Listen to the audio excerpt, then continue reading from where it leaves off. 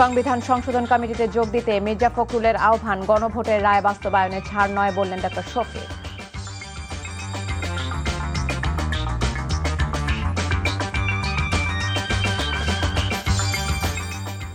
আসসালামু আলাইকুম, তাসলিমা নাহিদ আমন্ত্রণ জানাচ্ছি এনটিভির রাতের খবরে। আইগ্যাস ইউনাইটেড শিরোনাম দেখছিলেন, জানাবো পুরো খবর। দর্শক, নিউ জার্সিতে আছেন আমাদের সিনিয়র করেসপন্ডেন্ট কুশল ইয়াসির, সরাসরি যুক্ত হচ্ছে তার সাথে।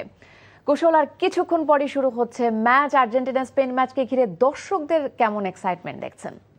তিনটি বিষয়ে সামনে নিয়ে আসছি। প্রথমটি হচ্ছে নিউ জার্সির যে আজকের ওয়েদার, সকাল থেকে একেবারে মিষ্টি একটি রোদ আমরা এখানে দেখতে পাচ্ছি। যে গতদিন থেমে থেমে বৃষ্টি দেখেছি, এই কারণে স্পেনের যে অনুশীলন তারা সেটি করতে পারেনি। আর্জেন্টিনার অনুশীলনও অনেক দেরিতে তারা কোনো মতে সেরেছে, কিন্তু আজকে সকাল থেকে কিন্তু পুরো কোনো বৃষ্টির আভাস নেই। পাশাপাশি স্টেডিয়ামের এলাকাটি দেখতেই পাচ্ছেন যে আসলে পুরো স্টেডিয়ামে আর্জেন্টাইন ও স্পেনের যে সমর্থকরা রয়েছে তারা কিন্তু দখলে নিয়েছেন। টিকিটের জন্য আসলে এখানে হাহাকার বলা যায়। অনেকেই আমাদের কাছেও জিজ্ঞেস করেছেন যে আমরা কি কোনো টিকিট পেয়েছি কি না, বা আমাদের মাধ্যমে কি কোনো টিকিট পাওয়া যাবে নাকি। টিকিটের দাম অনেক বেশি এখানে, কিন্তু যে স্পেন ও আর্জেন্টিনার সমর্থকরা রয়েছেন তারা স্টেডিয়ামের বাইরে অবস্থান করছেন। যারা টিকিট পাননি তাদের অপেক্ষা, যদি একটি কোনো সুযোগ থাকে প্রিয় তারকাদের কাছ থেকে দেখার, সেজন্য তারা এখানে এসে উপস্থিত হয়েছেন। 3 নম্বর বিষয় হচ্ছে লিওনেল মেসির সম্ভবত শেষ ম্যাচ, বিশ্বকাপের মঞ্চে শেষ ম্যাচ হতে চলেছে এটি, এবং তার জন্য একটি অবশ্যই অনেক বড় চ্যালেঞ্জ। বিশ্বকাপের ট্রফি জেতার পাশাপাশি তার জন্য অপেক্ষা করছে গোল্ডেন বুট এবং গোল্ডেন বল জয়ের একটি সুবর্ণ সুযোগ। অন্যদিকে লামিনে ইয়ামালের যে স্পেন দল, একটি তরুণ দল নিয়ে এবারের স্পেন বিশ্বকাপের মঞ্চে এসেছে। তারা যেভাবে পুরোটা টুর্নামেন্ট খেলেছে, সব মিলিয়ে দুই দলের একটি হাড্ডাহাড্ডি লড়াইয়ের অপেক্ষা। শেষ পর্যন্ত বিশ্বকাপের যে মুকুট সেটি কাদের মাথায় উঠবে সেটি এখন দেখার অপেক্ষা। দর্শক, নিউ জার্সি থেকে শুনছিলাম বিশ্বকাপ ফাইনালের ঠিক আগ মুহূর্তের খবর, জানাচ্ছিলেন কুশল ইয়াসের। টিএসসিতে বিশ্বকাপের ফাইনাল খেলা দেখতে জড়ো হতে শুরু করেছেন আর্জেন্টিনা এবং স্পেনের সমর্থকরা।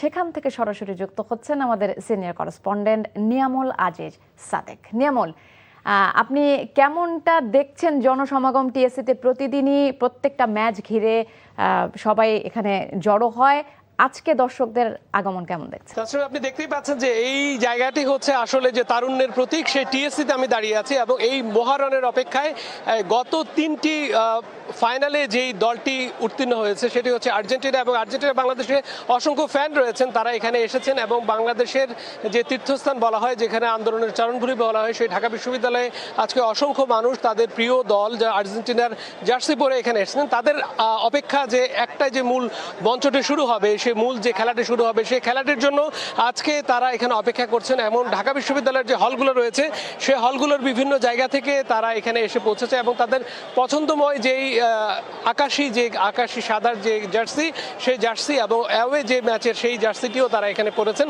আজকের খেলাটি বলা হচ্ছে যে মেসির যিনি 39তম বছরে পা রেখেছেন, তার সেই 39তম বছরে তিনি যে ভেলকি দেখাচ্ছেন, সেই ভেলকি, সেই জাদু কিন্তু আজকেও তারা দেখবেন বলে বিশ্বাস করছেন। একই সাথে তার বিপরীতে যে ইয়ামাল, যিনি কিন্তু একটু উঠতি তারকা, তিনি স্পেনের হয়ে পুরো মাঠ কাঁপাচ্ছেন। একই সাথে তার সাথে আরও 7 জন যারা বার্সাতে বিভিন্ন সময় তারা কিন্তু তাদের সাফল্য রেখেছে, সেই তারাও কিন্তু এখানে এসেছে। সেখানে রদ্রি রয়েছে, পেত্রো রয়েছে, তারা কিন্তু মাঝ মাঠটি কিন্তু দখলে রয়েছে। আমরা যদি দেখি যে ফ্রান্সের বিশ্লেষণ করি, যে ফ্রান্সের সময় কিন্তু তারা পুরো মাঠ নিজেদেরকে নিয়ে নিয়েছেন, এবং পুরো মাঝ মাঠ যদি আজকে তাদের সেই নিয়ন্ত্রণ থাকে, তাদের যে ছন্দময় গতি থাকে, সেক্ষেত্রে কিন্তু আর্জেন্টিনাকে বেগ পেতে হবে আজকে শিরোপাকে তাদের ঘরে নেওয়ার জন্য দ্বিতীয়বারের মতো।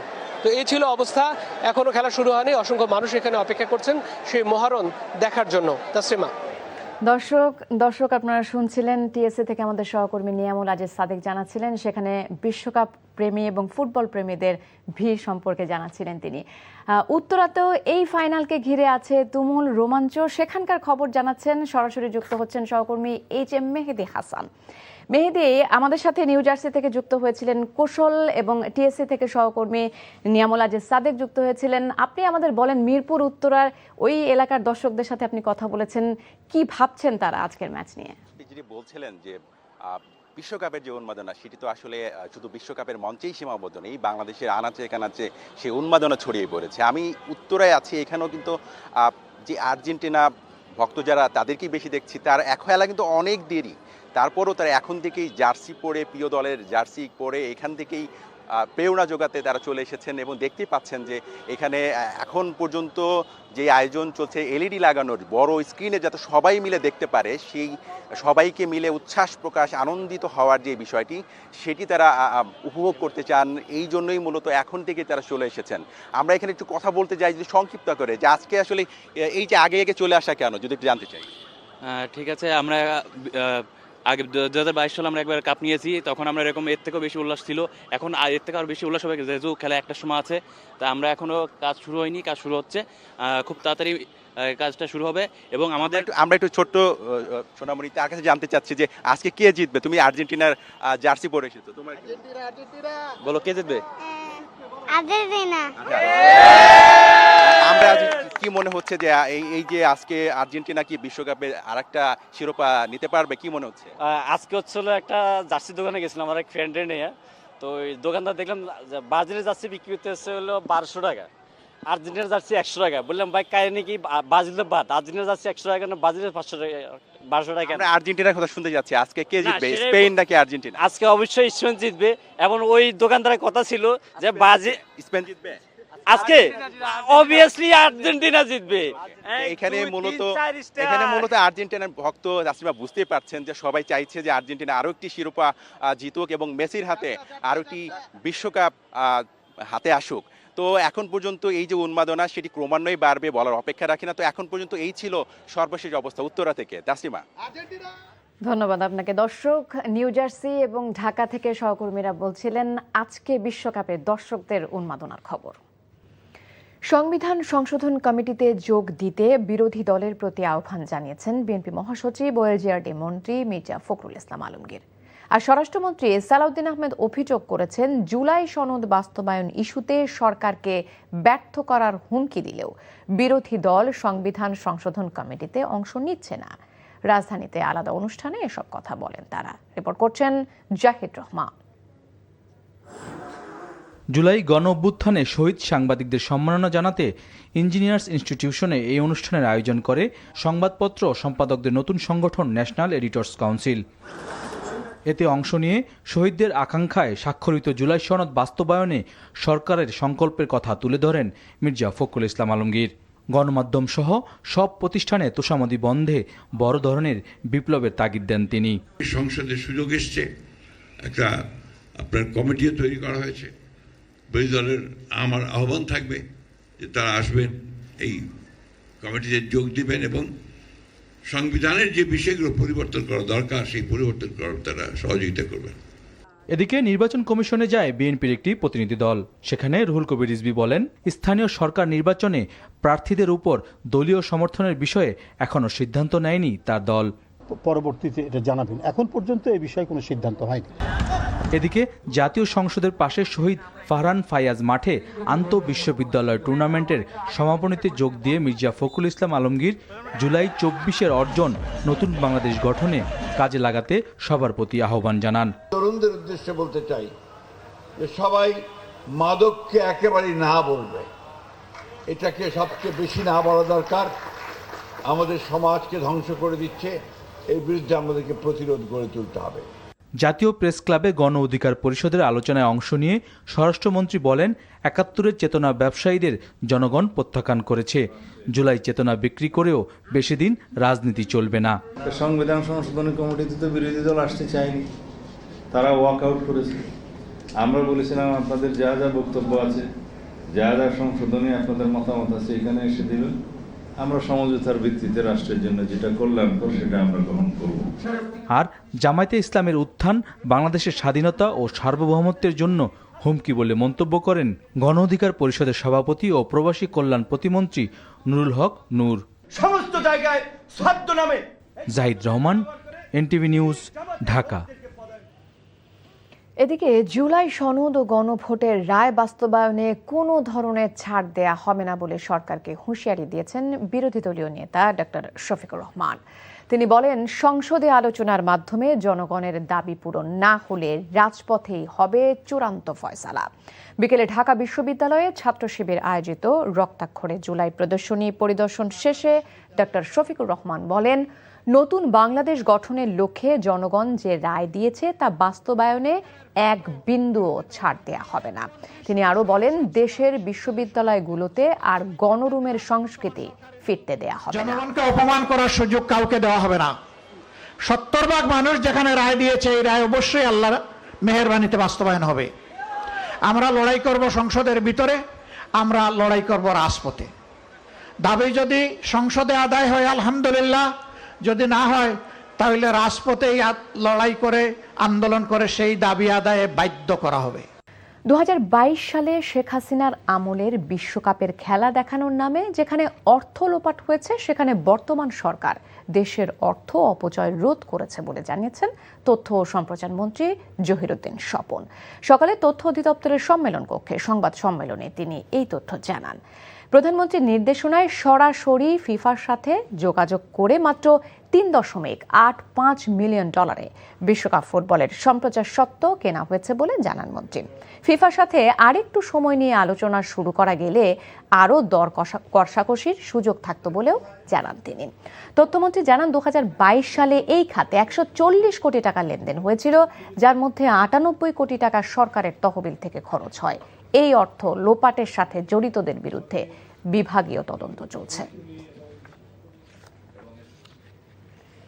ফ্যাসিস্ট সরকারের ভূমিমন্ত্রী সাইফুজ্জামান চৌধুরী জাবেদের 7,500 বর্গফুটের প্রায় 18 কোটি টাকা মূল্যের দুটি ফ্ল্যাট জব্দ করেছে দুর্নীতি দমন কমিশন। রোববার সকালে গুলশানে আদালতের নির্দেশে তালা ভেঙে ফ্ল্যাট দুটি নিজেদের নিয়ন্ত্রণে নেয় দুদক। ফ্ল্যাট দুটি এখন দুদকের হেফাজতে থাকবে এবং সম্পদ ব্যবস্থাপনা বিভাগের মাধ্যমে সংরক্ষণ করা হবে। আদালতের পরবর্তী নির্দেশনা অনুযায়ী এসব সম্পদের বিষয়ে প্রয়োজনীয় ব্যবস্থা নেওয়া হবে। দুদকের তথ্য অনুযায়ী সাবেক এই মন্ত্রীর বিরুদ্ধে বিদেশে বিপুল পরিমাণ অর্থ পাচারের অভিযোগের তদন্ত চলমান রয়েছে।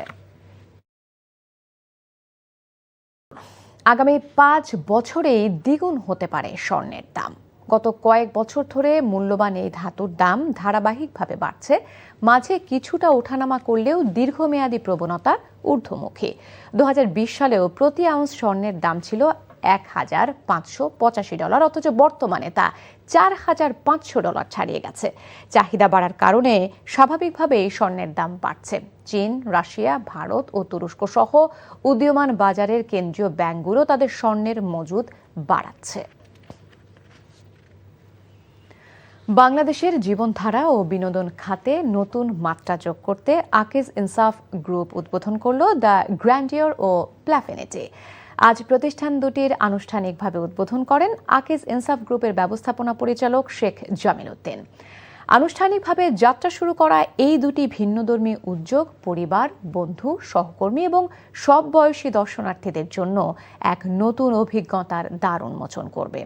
দ্য গ্র্যান্ডিয়র ও প্ল্যাফিনিটি শুধু দুটি নতুন প্রতিষ্ঠান নয়, বরং বাংলাদেশের প্রিমিয়ার লাইফস্টাইল খাবার এবং বিনোদন জগতের এক নতুন সূচনা।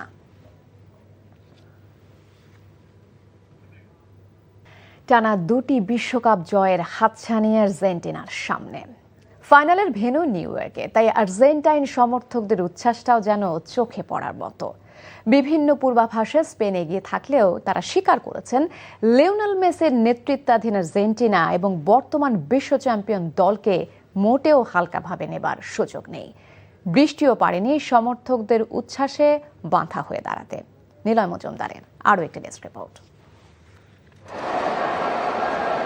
টাইম স্কয়ার যেন এক টুকরো বুয়েনোস আইরেস। গান গেয়ে নেচে উদযাপনে মত্ত আর্জেন্টাইন সমর্থকরা।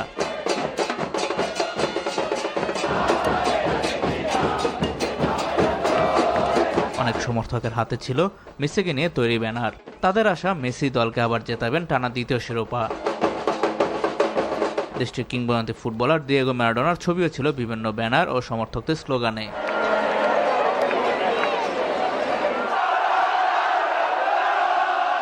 কম যাননি স্পেনের সমর্থকরাও। বৃষ্টিও বাধা হয়ে দাঁড়াতে পারেনি তাদের উচ্ছ্বাসে। স্পেনের পতাকা উড়িয়ে বিভিন্ন স্লোগান ও গান গেয়ে নিজেদের উচ্ছ্বাস প্রকাশ করেন স্প্যানিশ সমর্থকরা।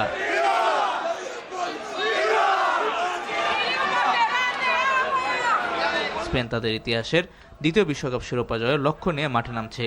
এর আগে তারা একমাত্র বিশ্বকাপ জিতেছিল 2010 সালে দক্ষিণ আফ্রিকায়। সমর্থকরা জয়ের ব্যাপারে আত্মবিশ্বাসী হলেও তারা স্বীকার করছেন লিওনেল মেসির নেতৃত্বাধীন আর্জেন্টিনা ও বর্তমান বিশ্ব চ্যাম্পিয়ন দলকে মোটেও হালকাভাবে নেওয়ার সুযোগ নেই। নীলা মজুমদার, এনটিভি স্পোর্টস ডেস্ক। খবর শেষ করছি, যাবার আগে আইগাস ইউনাইটেড শিরোনামগুলো আরো একবার। ল্যাটিনের ছন্দ নাকি ইউরোপের গতির জয়, একটু পরই মিলবে জবাব। রোমাঞ্চকর ফাইনালের অপেক্ষায় ফুটবল বিশ্ব। মেসি ইয়ামালের মহারণ, সোনার আংটি, ট্রাম্পের উপস্থিতি আর মঞ্চ মাতানো পরিবেশনায় পর্দা নামছে এক মহাযজ্ঞের। শাপলা চত্বরে 61 জনকে হত্যার তথ্য, খসড়া প্রতিবেদন প্রসিকিউশনে জমা প্রধান আসামি হাসিনা। সংবিধান সংশোধন কমিটিতে যোগ দিতে মির্জা ফখরুলের আহ্বান, গণভোটের রায় বাস্তবায়নে ছাড় নয় বললেন ডক্টর শফিক। দর্শক, এই ছিল রাতের খবরে। এই খবরের ভিডিও সহ আপডেট জানতে ভিজিট করুন এনটিভি অনলাইন www.ntvbd.com। এছাড়াও এনটিভির জনপ্রিয় সব অনুষ্ঠান ও খবরের আপডেট জানতে ভিজিট করুন আমাদের ইউটিউব ও ভেরিফাইড ফেসবুক পেজে। রাত 1টায় মধ্যরাতের খবর দেখার আমন্ত্রণ রইল। ধন্যবাদ সবাইকে।